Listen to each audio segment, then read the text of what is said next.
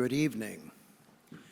In the expanding world of nonprofit journalism, ProPublica is a stellar light. Founded in 2007, it was the first online news organization to win a Pulitzer Prize in 2010.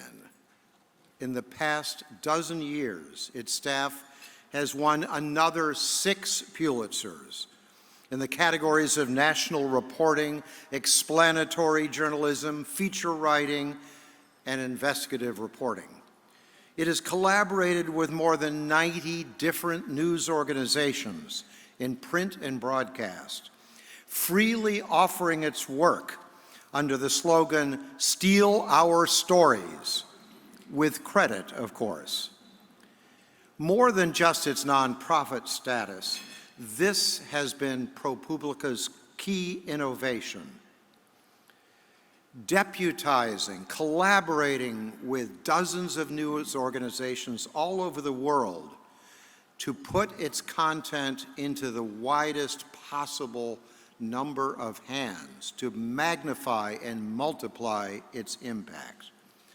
The ProPublica staff has put a spotlight on an amazing variety of issues and scandals. Poorly run for-profit psychiatric hospitals, tax avoidance by America's wealthiest citizens, the separation of families at the southern border, how police departments handle rape cases. ProPublica wasn't the first nonprofit news organization. It was preceded by the likes of the Center for Investigative Reporting, the Center for Public Integrity, the International Consortium of Investigative Journalists. But, as I mentioned earlier, it was more than just the nonprofit status. It was the way of doing great work and disseminating that work through collaboration that has made its mark in our profession today. Today, it's part of a fast-growing movement that includes numerous state and local nonprofits, such as the Texas Tribune. When Marion and Herbert Sandler committed to using part of their vast fortune to create another news nonprofit, they partnered with a giant of journalism to launch it as its first editor-in-chief and president.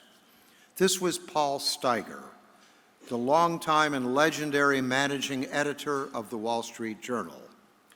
And Paul quickly brought in, as ProPublica's general manager and later its president, Richard Tofel.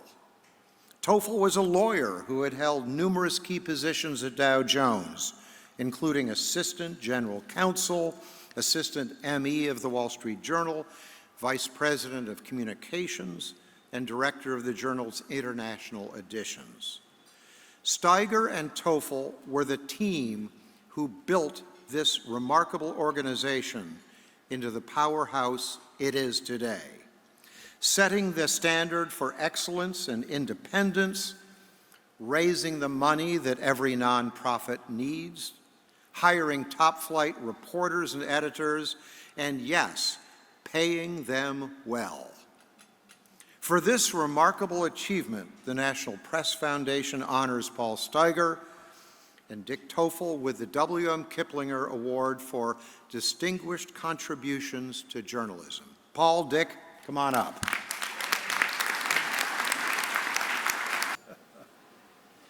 Okay.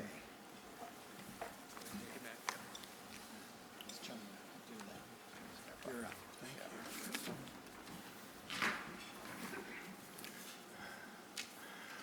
Well, thank you very much, Knight.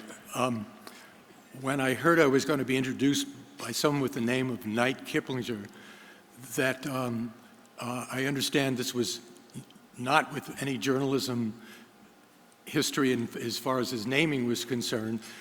Kiplinger, yes, was one of the earliest and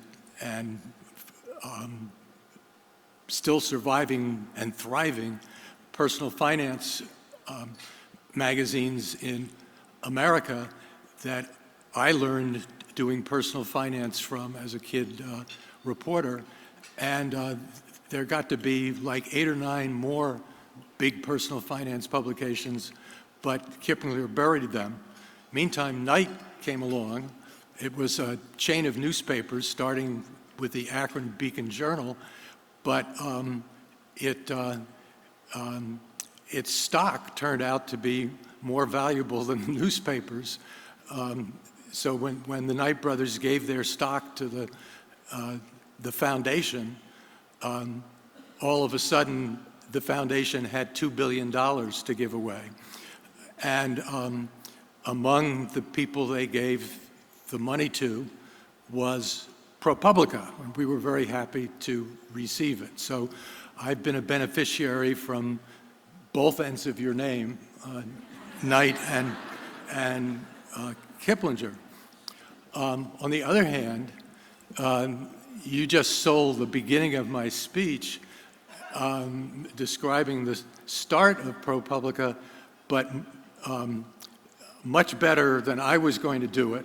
So I think I'll sort of leap closer to the middle and just embrace your very kind remarks. Thank you so much. I want to emphasize that ProPublica's earliest progenitors were the late philanthropists Herb and Marion Sandler. And I only wish they could have lived to see their creation get this wonderful award. They tapped me in mid-2007, as Knight said, to design and lead a nonprofit investigative reporting organization to which they would initially donate $10 million a year.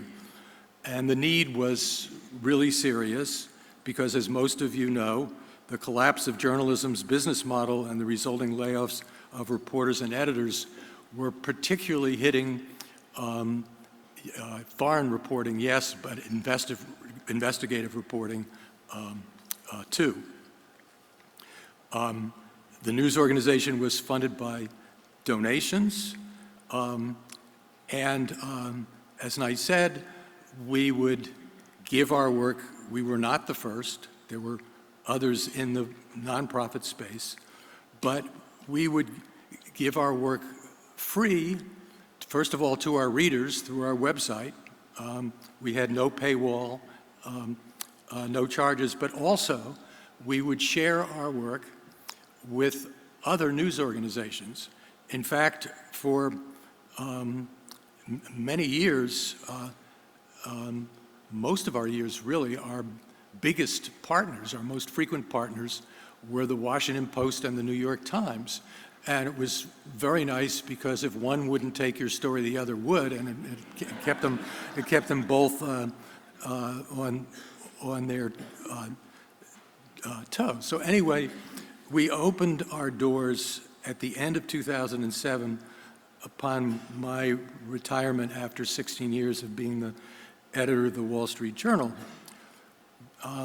But as Knight noted, didn't precisely say it, but the first hire, even before me, was Dick Tofel, who had worked with me for years at the Journal in a variety of key roles, particularly the person who kept me out of jail as a publications lawyer, and then as a wide-ranging senior executive there for a number of years. He was actually my boss.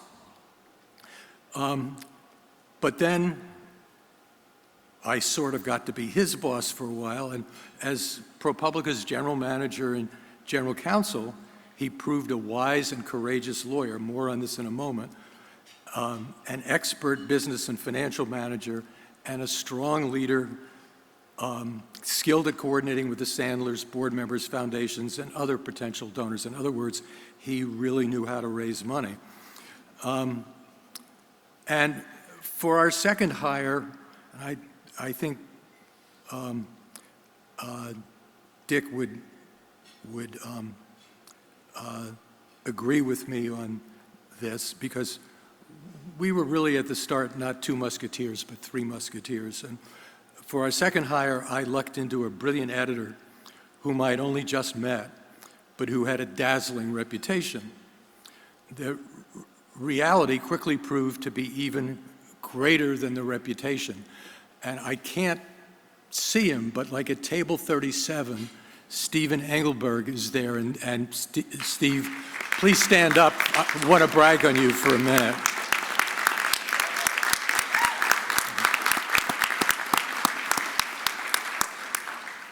Since its launch in 2008, ProPublica, as Knight said, has won 6 Pulitzer Prizes. As managing editor and since 2013 as editor-in-chief, Steve has had a major hand in all of them, recruiting the reporters and editors, assigning the stories, personally editing a key portion of the work, or some combination of all three. Now, this is not to say that editors are responsible for the great coverage. There are dozens and dozens and dozens, now more than 100 reporters and editors sub-editors who did terrific work. But Steve was and is a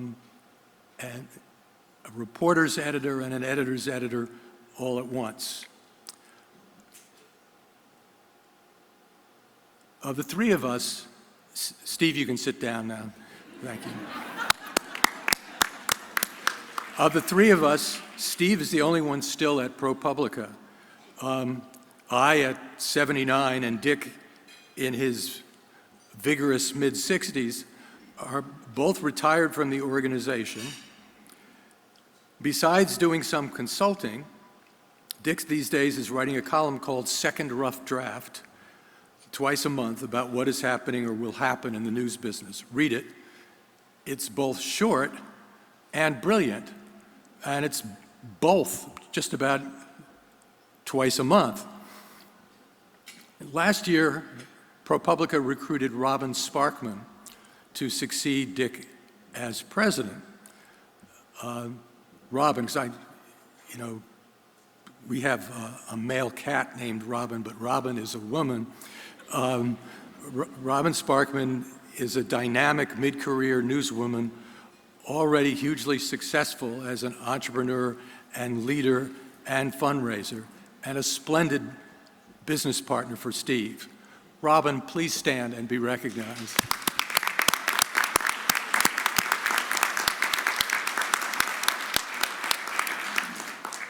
So as ProPublica enters a new phase of its life, what can it expect to face as both challenges and opportunities? There will be plenty of both. In terms of revenue, ProPublica just had its best year ever, raising more than $45 million from donations big, small, and in between. A big reason for that 25% surge in support is that ProPublica's reporters and editors also had what I regard as their best journalistic year ever in 2021. Their most dramatic achievement was a set of stories that laid out in appalling detail how little America's absolutely richest people, not the mere millionaires and multimillionaires, but the billionaires and multi-billionaires, how little those fabulously wealthy people pay in taxes, sometimes nothing at all. It started, as some great reporting does, with a leak, as we all know this week. But leaks rarely become truly great stories unless accompanied by brilliant and dogged reporting. In this case, the reporting was needed to confirm ProPublica's information about how little these super rich people pay in taxes, to give them a chance to give their side of the situation, and to lay out what some of these folks do with their Croesus-like wealth. The spending by the super rich, it turns out, falls not only on their high living, but also on the lush political donations they pour out to make sure they get to keep their enormous fortunes, expand them through investments, and pass them along largely tax-free to their chosen heirs. How was it that a relatively young newsroom like ProPublica got this remarkable trove of documents? I don't think anyone at ProPublica knows exactly where the documents came from. The IRS, meanwhile, has also claimed that the mere publishing of such information is a crime. But in previous episodes, Dick Tofel has gone on record as concluding that so long as no one at ProPublica purloined the tax records or solicited their purloining, the newsroom was free to publish them in the public interest. In Dick's view, the First Amendment, as interpreted by the Supreme Court for many, many, many years, guaranteed it. Whether that made a leaker more likely to choose ProPublica this time around, I can't say, but it certainly made ProPublica's journalists love Dick Tofel even more than they already did.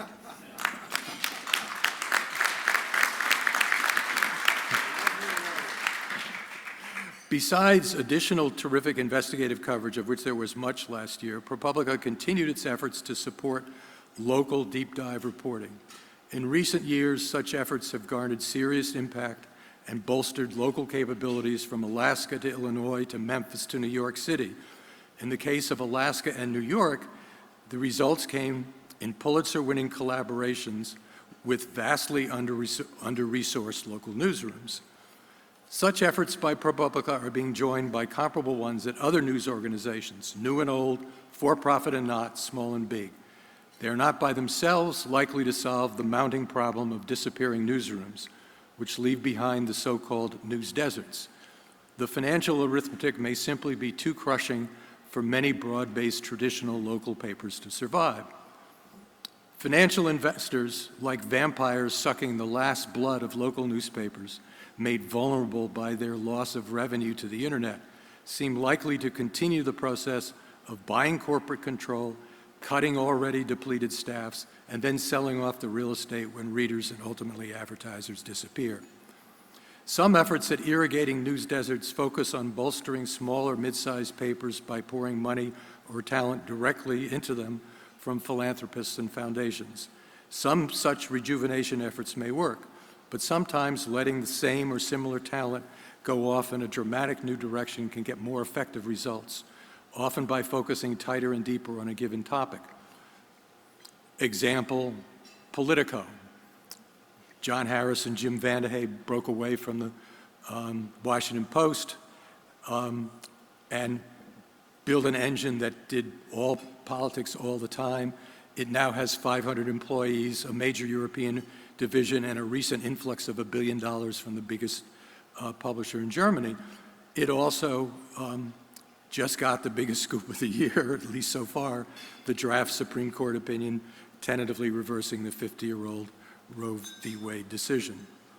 Hordes of other people in journalism already are racing to follow that story, including those from most of the big-name publications.